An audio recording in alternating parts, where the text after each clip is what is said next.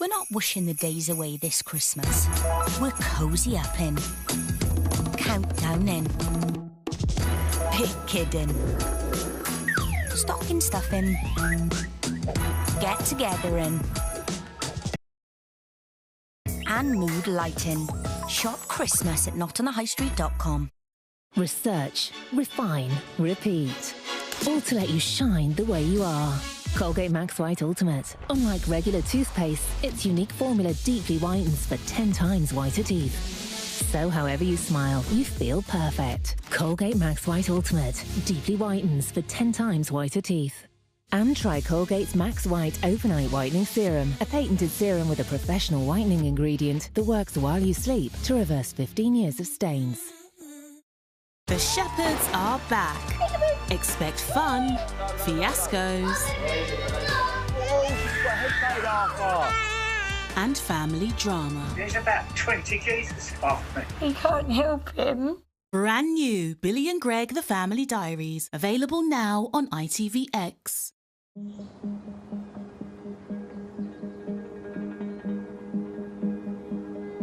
I think of Ronnie every day. This was him taking the day his son was born. He was 24 years old. I see things that remind me of him. I see his picture. I find pennies on the road, and I say, oh, Ronnie was here because he used to give me all his pennies. So, I mean, I will dive under a table for a penny if I think it's... And she would get hit by a car trying to get a damn penny. And because it's a penny from heaven. No, it's not. And I know that sounds crazy, and people might look at me like it's crazy, but it's my healing. He's with me all the time. I know I lost my son, but never once would anyone come forward and tell the truth. It had to be drug out of them. We had to connect the dots.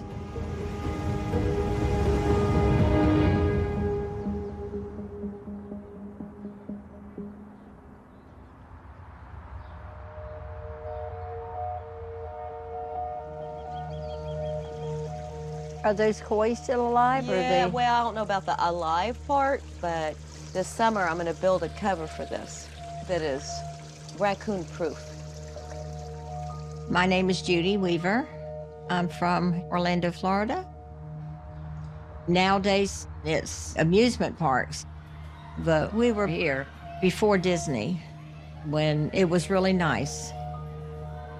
And it was very quaint, quiet. Neighbors helped neighbors. We took walks and fed the ducks, and I like cars. So I taught the kids how to change a tire, how to change the oil, and just everything. My mom, Judy, is tenacious, that's for sure. She is like a dog with a bone at times, and I think I got that straight from her. I'm Deborah Murray. I'm the oldest, and then Ronnie was under me about 5.5 years. And then our sister was about 11 years younger than me. They were total opposite as far as the energy went. Tammy was very loving and affectionate. Debbie could get a book and sit and read for hours, and Ronnie had to tear up things. You know, you walk in a room and he'd have a fan pulled completely apart. He was always curious about how things worked. So I didn't want him using my things. So I ran him off a lot. He was a handful, but he was a joy. He always wanted to be the peacemaker. He never wanted to disappoint. He always wanted me to be proud of him. Back in 2005, Ronnie ended up coming to live with me. He started having trouble with his personal life. He became an addict, and he was ashamed of what he was doing. He was battling drugs. Ronnie had interactions with people living in that community that were dealing in drugs. A not so great situation. On June 27th, Ronnie wanted to go to the store to get a pack of cigarettes. His car was in front of my car, so he used his bicycle to go down to the store. It had started raining. I didn't want him to leave. I could feel something wasn't going to go right. And he said, "Oh, Mom, don't get paranoid." He says, "I'll be back in 10 minutes. He kissed me on my left cheek and told me he loved me, and I'll always remember that that's what I heard out of his mouth. I think most people aren't blessed to have that when they lose their loved ones. 10, 15 minutes later, I was in the shower and I heard my daughter Tammy come home from work. She came and said there's sirens pretty close to the house, and I jumped out of the shower and called Ronnie. He didn't answer the phone.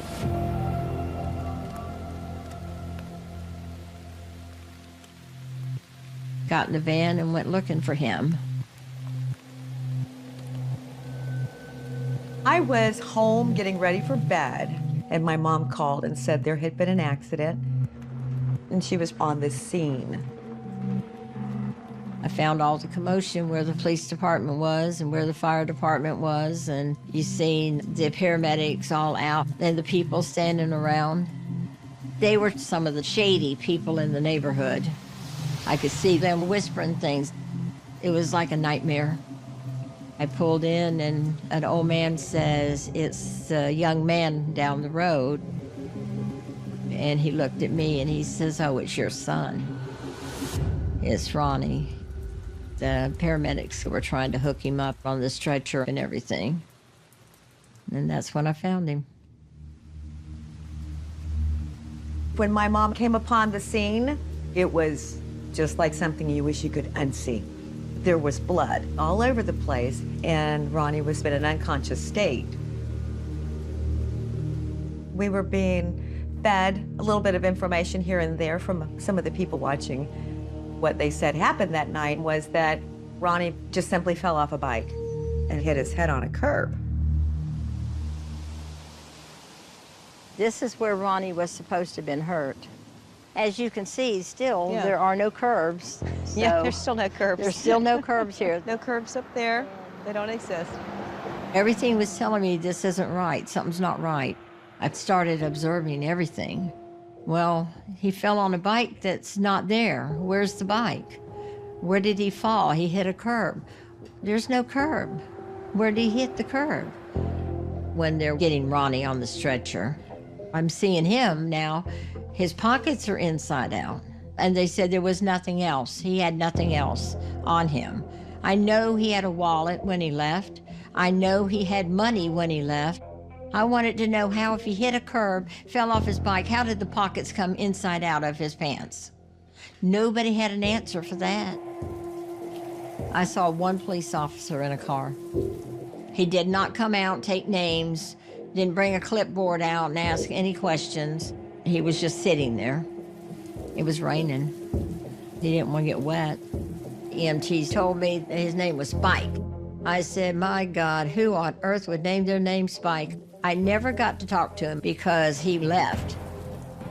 But my concern was to be with my son. We would find out the answers later. When we arrived to the hospital, I asked that we be able to see Ronnie. We went back into trauma to see him. That was awful, and I wish I could take that away. There was severe brain trauma. There was brain swelling.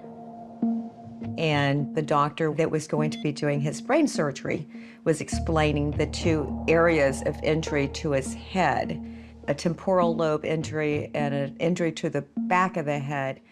Made you wonder how in the world he hit his head twice, falling off the bicycle one time. So it's still not making any sense. I called the police.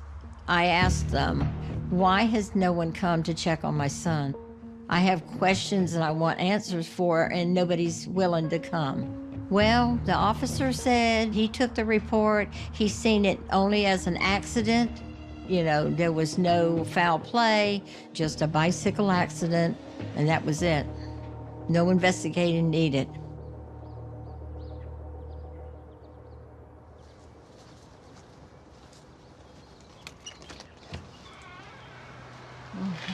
Even though their story was he had fallen on his bike, the bike had disappeared. I threatened to call and have it reported as stolen. Shortly after that, the bike did appear. At some point, someone had brought the bike up to her front porch. Somebody rolled up in the middle of the night when we were asleep. As you can see, there are no scratches on the bike. I've never washed it or anything, just put air in the tire. There was no damage to the bicycle at all. Nothing had happened on that bicycle. Everything was like it was when Ronnie rode off on it. That was my first evidence that something else had happened. He was not on this bike when he got hurt. It was not the cause of his death. Oh, well, sorry it happened, but it was just an accident. You know, that's what I was getting. No one was going to help us. I couldn't buy into that. It was up to us to go investigate it. You're not going to take me out of the equation.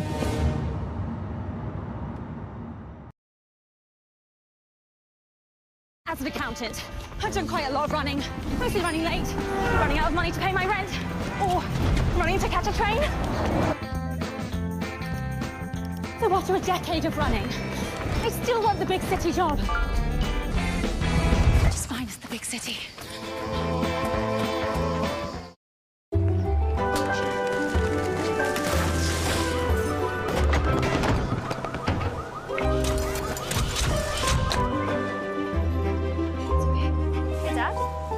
Idea? You know, I've been investing for a while. From insurance to wealth. It's all yours now. And retirement. We can help solve life's financial puzzles. You're gonna do great. Making it click? It takes Aviva.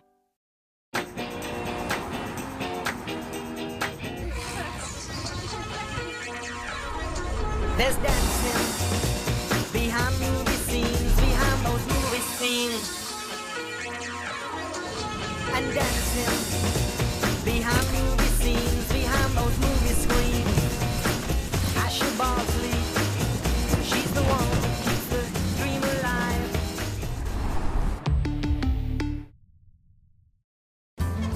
What are you looking for? Something for you. You're not going to find it. Bosses, come and help me. Sal, come join us. I can't.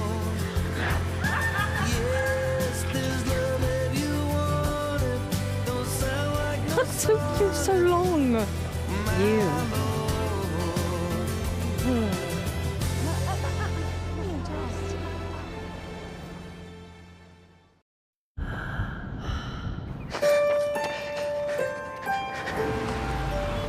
Sweat and tears, vital parts of life. Sweat cools us down when things get heated. And tears free our feelings into the world. So for the twists and turns of life, don't just hydrate your body, hydrate your mind.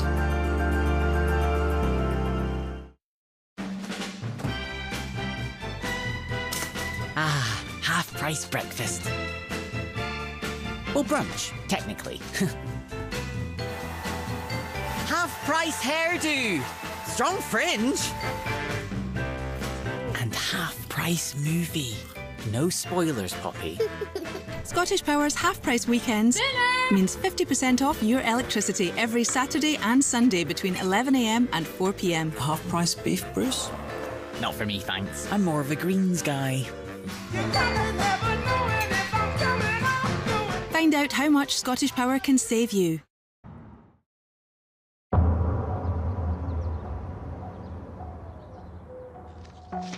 It doesn't appear there was any type of investigation done at the scene. There were no police sent or dispatched to the hospital. It was just determined very quickly it was a bicycle fall. And that may have been misconstrued because the sheet I actually got a copy of shows motorcycle accident. When the police arrived, there was no motorcycle and there was no bike. Whatever it was minutes that it was looked into. Ronnie was laid up at the hospital in a coma. I think it was immediate to investigate because it didn't make sense. We tried to research who was who, what their criminal record looked like, what the activity was going on down there at the duplex. I didn't know what I was doing. My mom didn't know what she was doing. We just were going with the flow. Now, if I had my Firebird, we'd be sounding like that, because it's got a Formula 5.0 in it. What's wrong with that one? It's getting a paint job. Oh, that's cool. Yeah, this is a little six-banger, but hey, it does the job. What can I say?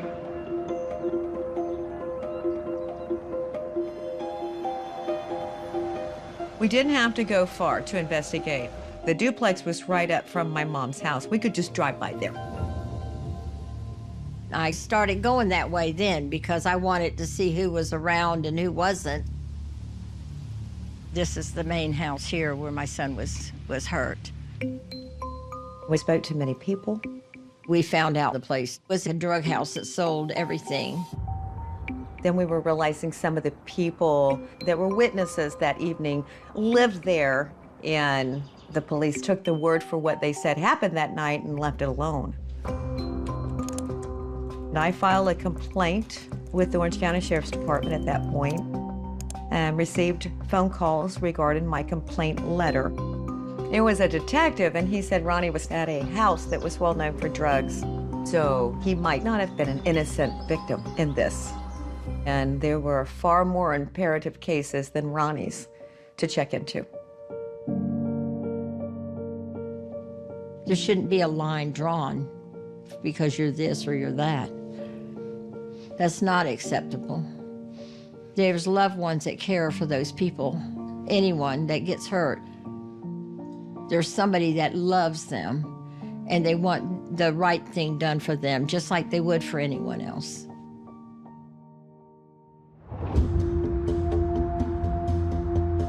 I knew Ronnie was unconscious and he may not make it.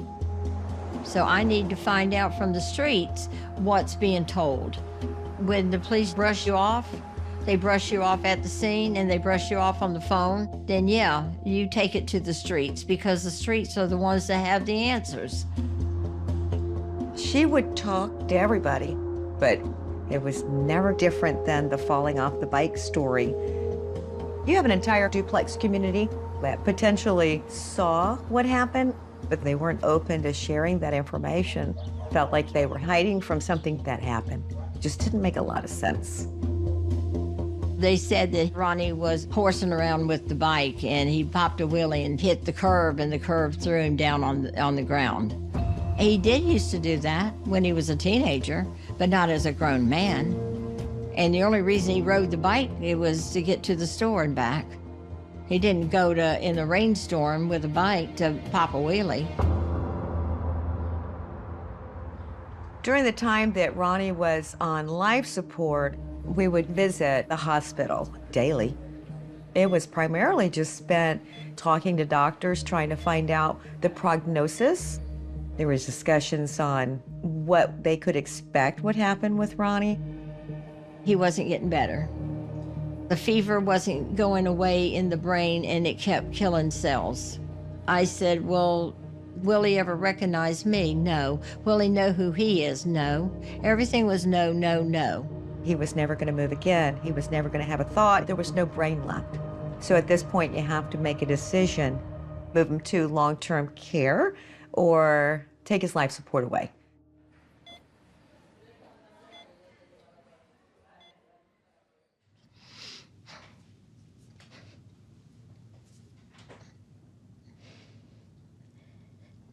How do you end someone's life that you love so much?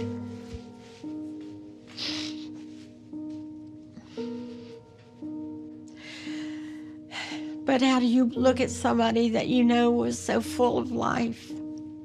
Just lay there and they're at everyone's mercy. How do you do that? It's not easy. I could feel Ronnie begging me to let him go. I could feel him. And I know that I don't want that for myself, and I did not want that for my child. They did all the preparation they needed to do. And when he passed, he died the minute that he was born. It was 8 o'clock, same time, in the same hospital. When the death certificate was issued, it was listed as an accidental death. I really felt disappointed that this was it, that this was all we were going to get. The ball was dropped the night it happened. The ball was dropped when it went to the detective, and it just kept on bouncing a few more times after that. It needs to be made right. I needed to know what happened to my child. I needed to know for myself. I needed to get as much information as I could. And so Debbie and I decided we'll just tell the neighbors that Ronnie is alive and he's talking.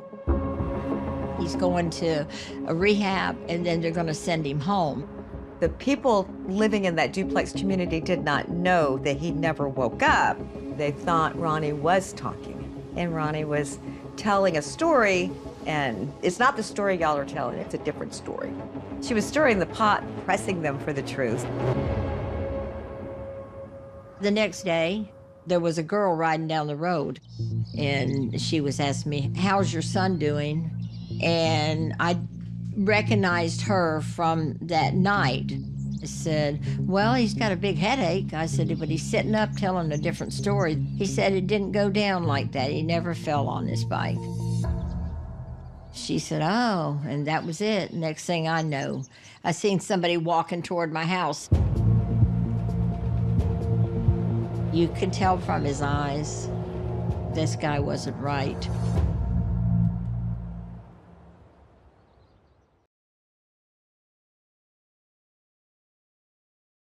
Do we really need another computer?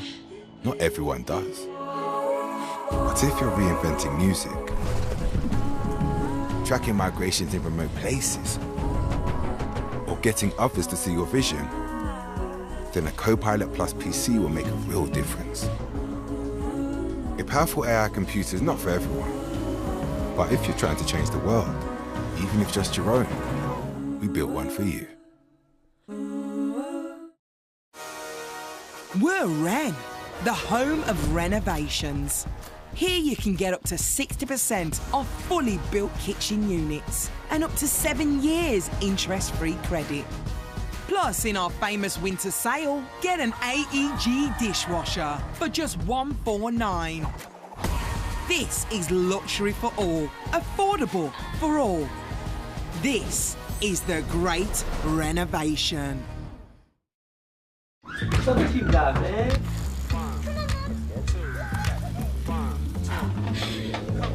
Turn that resistance up. Give me what you can. That was lit. Just hold it here, team, and breathe. Let's hustle hard. Let's get it. Nice work. Smashing it over there.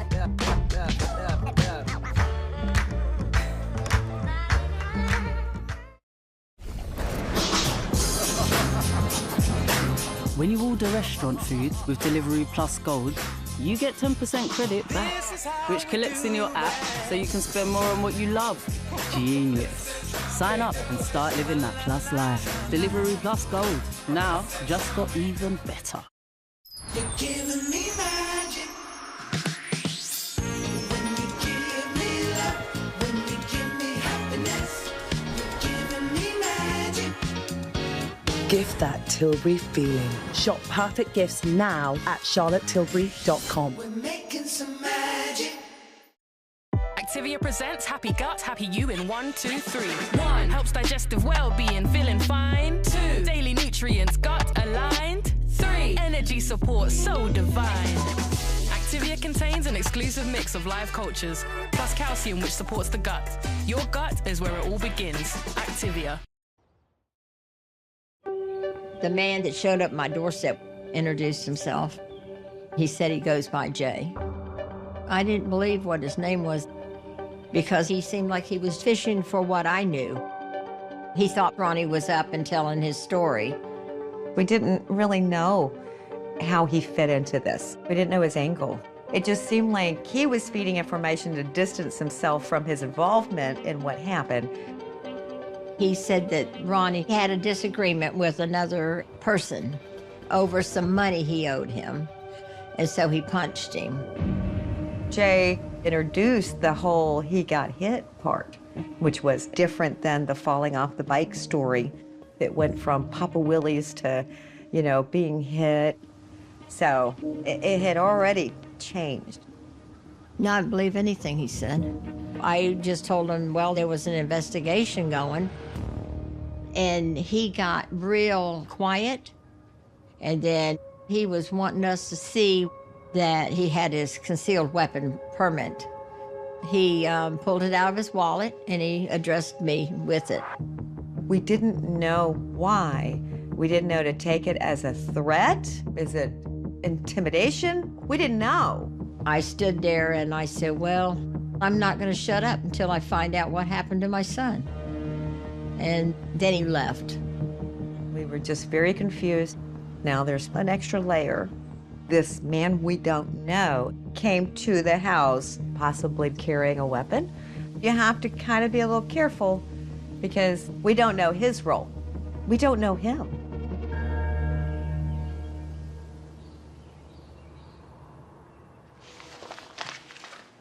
We didn't know his legal name, but we knew his nickname was Jay. So I did a search on the Orange County Clerk of the Courts. You could look for evictions or criminal record, even so much as a traffic citation. You would find record. You could see where their address was at the time that happened. I found an eviction that was issued to that address where Ronnie was hurt. I had looked up a couple of the names on social media, and I found pictures of Jay. Then I found his girlfriend's details from that. I managed to get his first name. It ended up being that his name was Jason. Debbie discovered that his girlfriend's daughter went to the school down the street. I asked around. One of the people told me that it was Jason Gailey, and he lived in that neighborhood where Ronnie got hurt. That's probably the difference in our dynamics. Let me see. I was more the computer and paper trail gal, and my mom, she would talk more and be able to glean more information from talking to people. I ended up talking to the guy that was Jason's mailman, you know, trying to find out what information I could. Apparently, Jason's the drug boss in the duplex. He has a license to carry a concealed weapon, and he has a little bit of attitude. He was known for it, plain and simple.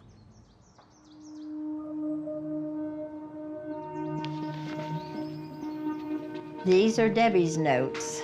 She's more organized than me. This is his medical examiner. This is the original death certificate. And at this point it said the manner of death was accident. I finally got a hold of someone at the coroner's department, and I asked, could they please go back through the report and go back through his injuries that they found on him and see if there was anything that could say he fell off a bike and hit his head. And they said there was no way humanly possible that the injuries that he had sustained to his head could come from falling off a 24-inch bike when you were 5'10". And it was something that had been inflicted on him.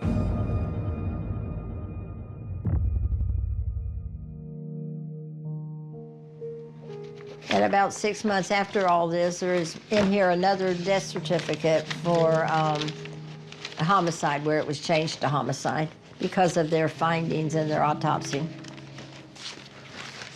Let's see what else is in here.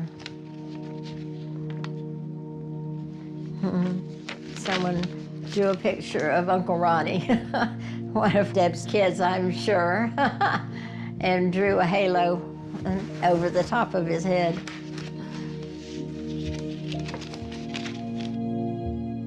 We worked really hard to change Ronnie's death certificate.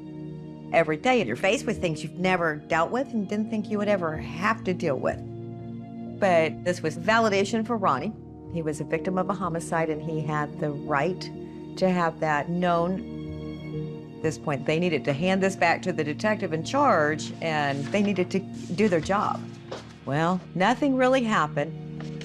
So I requested a copy of the 911 tape from the night of Ronnie's accident. We didn't know who made the call, but we knew at that time that it was somebody in the duplex community. If whoever it was that called 911 actually saw what happened, we needed to meet that person.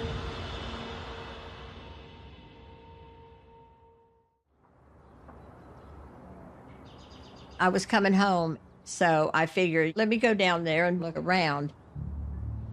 There used to be a big dumpster like between all these buildings when they were apartments, and I saw the supervisor that takes care of the land here, and I recognized him.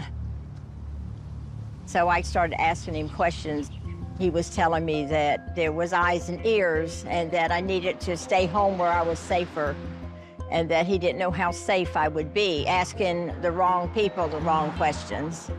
That maintenance man, he knew a lot of the inside scoop on the drug dealer, Jason, AKA Jay, because he had to go into the apartments and repair things.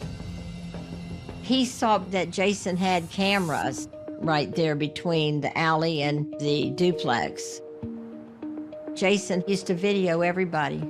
That's how he did his drug dealing. He would know who pulled in that driveway. Didn't stop us still. We still came and got pictures. When it cooled off some, they'd all be sitting on the walls of these two houses. There would be a lot of activity outside of the duplex, and I think once or twice they even yelled at her because she was driving by snapping pictures out of her car window. Did I do things that put my life in danger? Yes. But I wanted to find out the truth, and how are you going to find out? If they don't come to you, you got to go to them.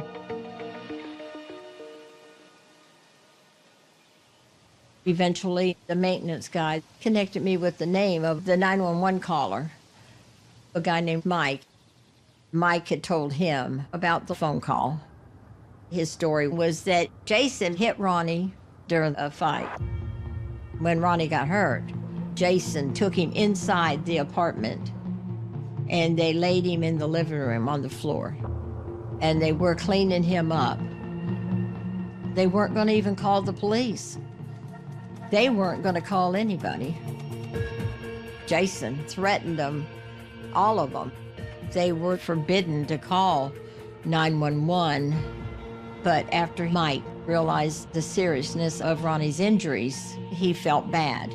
Mike went to a payphone that was on the back side of the duplexes, away from the cameras, and made the phone call from a payphone. Mike did ride the bike to the payphone to make the call. That's why there was no bike when the police showed up. So that we could finally understand.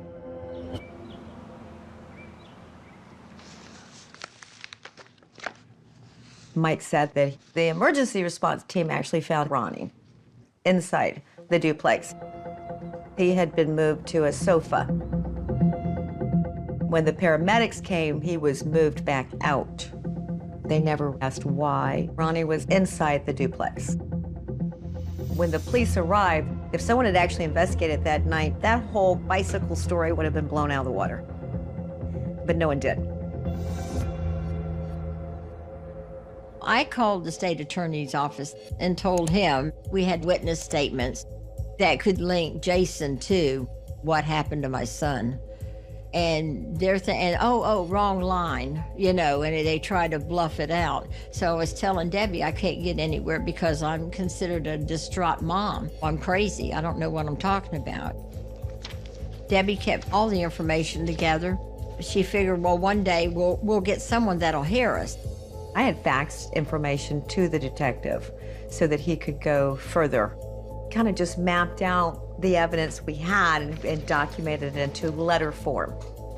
My mom and I provided him with a picture of Jason. And we told him that this was the person that we thought hit Ronnie. We gave him names and contact information for the witnesses my mom spoke to. We would see what information he would be able to get. Being a law enforcement official, I figured he'd be better at it than us. 6 months later, I asked had they spoke to the individual that we believed hit Ronnie. There had never been any contact with him made at all. And he never followed up? No, no one had ever spoke to him. Still, we reached a dead end. We don't know how to You know, what's the expression, can't fight City Hall? We didn't know what else to do.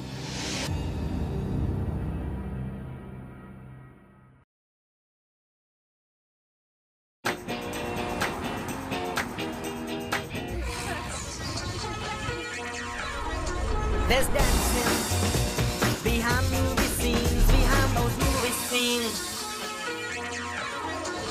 And dancing behind movie scenes, behind those movie screens.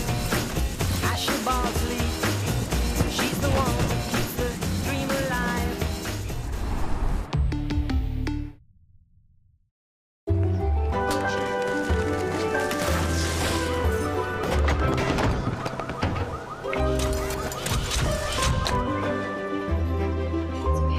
Hey, Dad. I have an idea. You know, I've been investing for a while.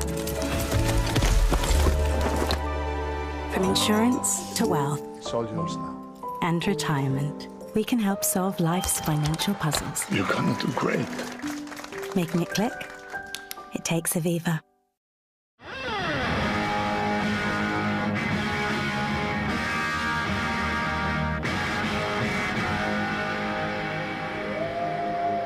In the wilderness, fearless and human. Sauvage eau forte, the new parfum, Dior. No, I do. I genuinely want it. I don't think you got any clues to who I'm stealing from, that's all. Oh, when you shave it encourages the air. I was so embarrassed. From the thief. First thing you noticed when I walked in. Something is not right in general in this town. Why is the law allowed to treat people like this? What is a weekend? Go premium on ITVX. Never-ending entertainment, ad-free and downloadable for $5.99 per month. Start your free trial today.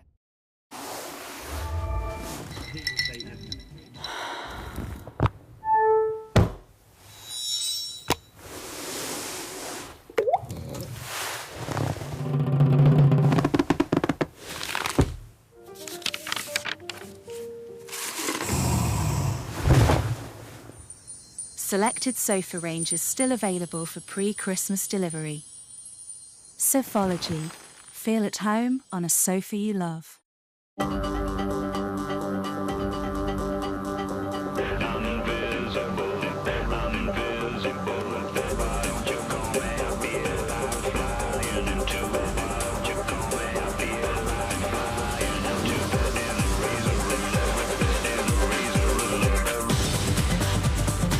Racers, slayers, ballers, side questers. The EE Game Store has kit for every type of gamer on any network.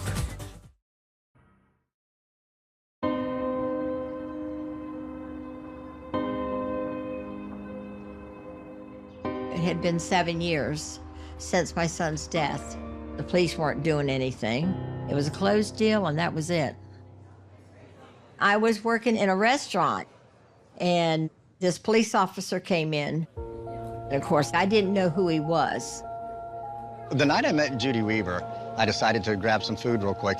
When I was there eating my dinner, one of the employees, who turned out to be Judy, walked by, and we struck up a conversation. He says, how are you tonight? And I says, I'm good. I said, how are you? And he says, oh, it's quiet. He says, never anything happening on a Monday night. Or I said, well, a lot of things happen on a Monday night. My son was killed on a Monday night in the pouring down rain. I said, so don't tell me nothing happens in Orlando on a Monday night. She started speaking about the case to me, and while I was talking to her, she explained to me about the displeasure of a sergeant by the name of Spike Hopkins who did nothing about the case. I was telling him the investigating officer was somebody with a dog's name, and his name was Spike, and who on earth would name their kid Spike? I was going on cutting down the police officer and how sorry he was and how I wish he could live through the years I had lived and know what I felt. It wasn't nice, but I was honest. When you told me your story and how bad this Sergeant Spike was, my heart dropped. I remember sitting there thinking, oh, she obviously hasn't seen my name tag. Could I have walked out of there and said, I'm sorry to hear about your circumstances and you'd never known it was me? Yeah. I didn't know who you were. You could have been anybody. Right, I could have, but after hearing you're a mother who lost her son, There's no way I could walk out on you after that. I went off on the guy, and he said to me, well, as you were talking to me, things started ringing a bell. And he pushed his chair back, and he says, let me formally introduce myself. I was the investigating officer, AKA Spike. I was shocked, number one. You know, I talk very badly of you. Right. Rightly so. I never had a kind word to say about you at all. Right. I hated what you represented, you know. And I can't blame you one bit. Yeah. I can't blame you one bit. I just felt so bad for the woman, especially because I dropped the ball the night of the event. And then law enforcement and nobody else would do anything to help her. I wanted to get to the bottom of this. I went into the parking lot where my police vehicle was parked, and I was going to do everything I could within my power to make sure that this mom got justice for her son. I got on the computer and wrote an email to our cold case detectives to have them reopen the case so we truly could do the right thing. After that, out of guilt or compassion, Spike became my friend. He started coming over and checking on me. Did I need anything? And he handpicked these two detectives to do the cold case. They were both remarkable. Couldn't have picked any two better detectives to have done that. They really beat it into the ground. They went back and talked to everybody. These guys even collected some things that I had that they could not find in the original case file. They worked this hard. Based on the research and the investigation that Judy and her daughter were able to do, the cold case detectives got the witnesses identified, the suspect identified, and they actually flew out to track down some of the witnesses from that night in other states around the country. Going out and speaking to the eyewitnesses of this, they were able to actually get the motive and how the crime occurred. And their information corroborated what Judy found out. Ronnie was actually struck on the head and did not fall off of a bicycle. The witnesses were very upfront with the cold case detectives. I think some of them truly wanted my mom to have some form of closure. There were details that came out we didn't know about. The night that my son was killed, Jason was pistol whipping an older man in that driveway over something, over $10 or something, they said. Ronnie was riding his bike and he intervened. Ronnie said to Jason, why don't you pick on someone closer to your age? And he went after my son with the butt of a gun.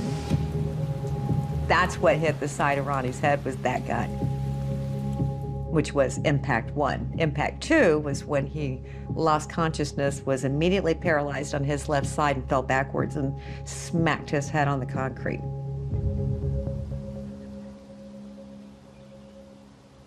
After they got all the information and everything together and all the witnesses, I figured they had enough cause to arrest Jason.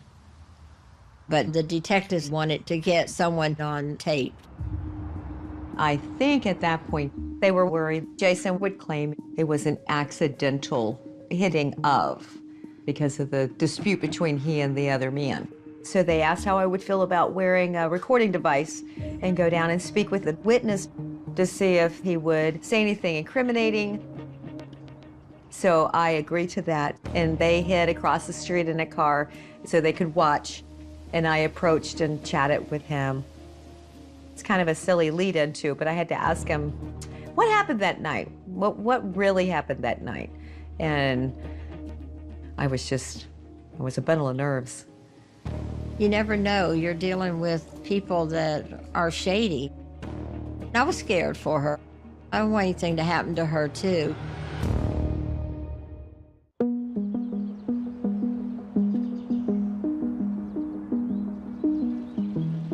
Debbie, when I was speaking with Spike yesterday, he did not know you wore the wire. Well, why would he? They would have no reason to keep him totally abreast. Well, because they were keeping him updated, but he thought that was kind of fascinating that you were brave enough to wear a wire. I wasn't afraid. I could have taken him.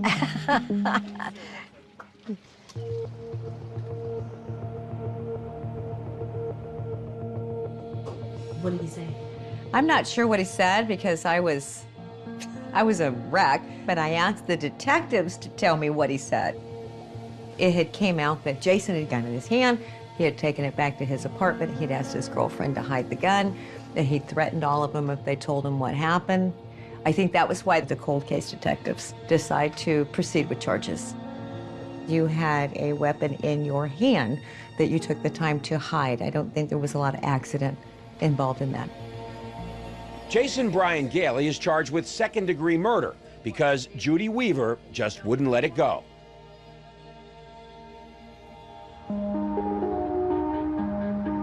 It's not normal for family members to conduct their own investigation, but they were instrumental in giving us enough probable cause to arrest the suspect.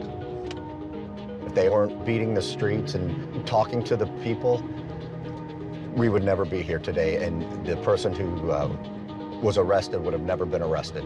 Based on the new information, Jason Gailey is picked up and charged with murder, and a mother's intuition made it happen.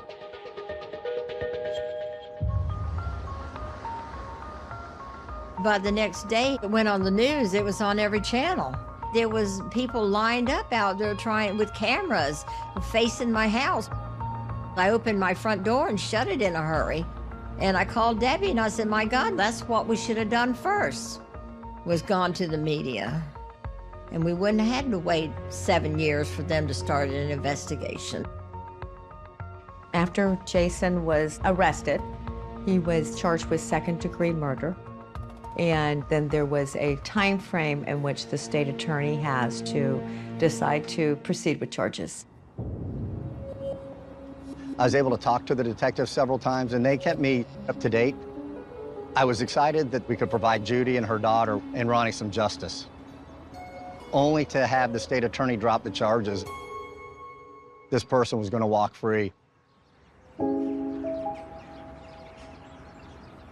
The state attorneys were not confident that the jury would see these witnesses having clear mind and being able to remember details all that well, because so much time had went by. On the TV, it actually showed Jason, and he just had a smirk on his face. He never said anything. I don't know what their intention was when they let him out, but it didn't matter. He was done anyway. He overdosed and died within about a week after he got out of jail.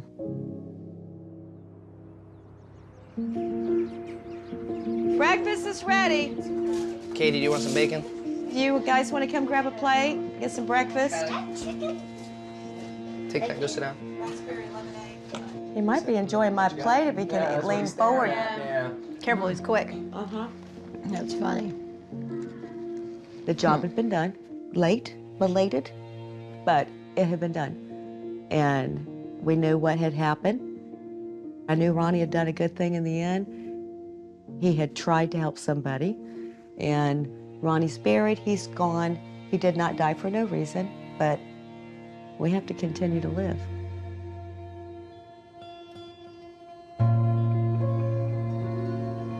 It still bothers me some, you know. And I'm sorry if I get teary-eyed, it's just an emotion for a minute, and you're gonna cut it, right? But he was always doing for someone else, which is what happened to him the night he was hurt. And but that was just how he was. He was always that way.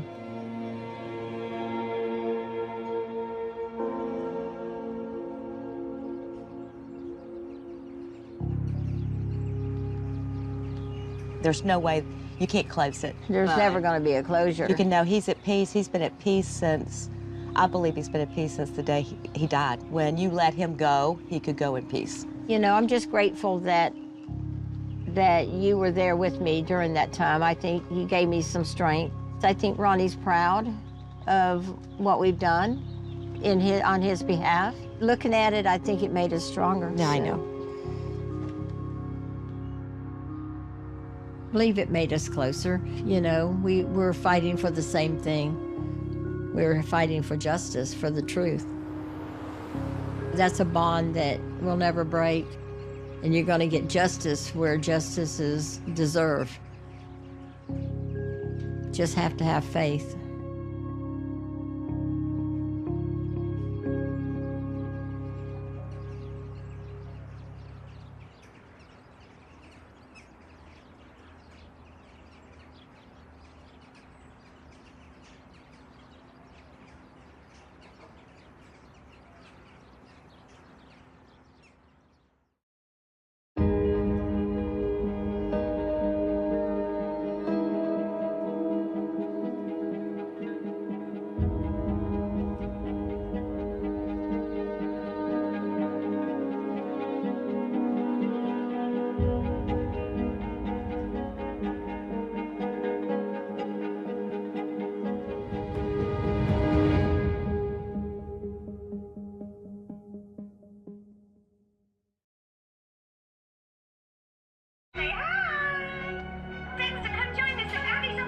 At Macmillan, we're tough, tender, and sometimes clowns.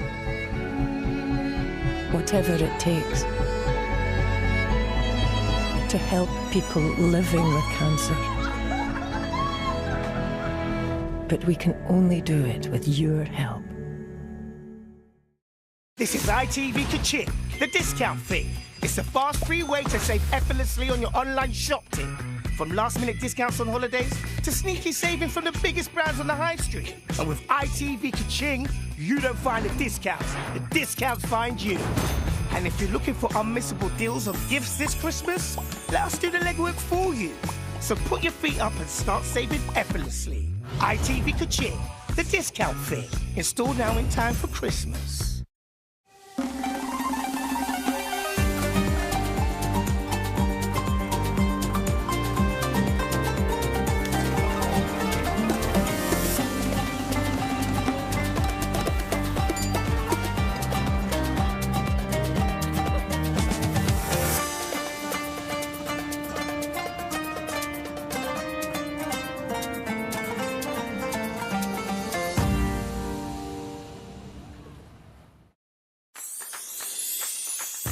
There's a whole new way to do free TV. A way to seamlessly switch between live and on demand. With your favourite shows all in one place. And to watch with no dish, no box and no need for an aerial. All you need is Wi-Fi and a Freely TV. Stream what you love for free. Search Freely, the new way to do free TV.